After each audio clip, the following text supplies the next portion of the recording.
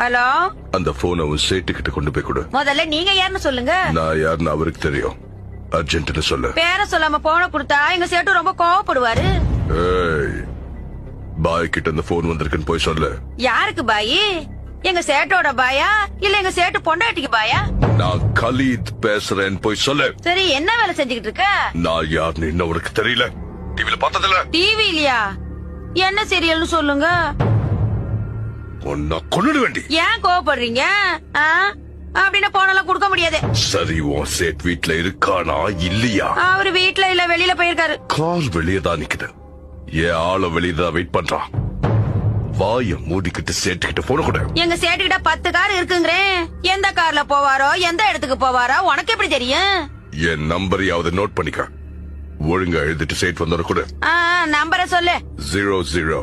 யோ, தமிழ்ல சொல்லு.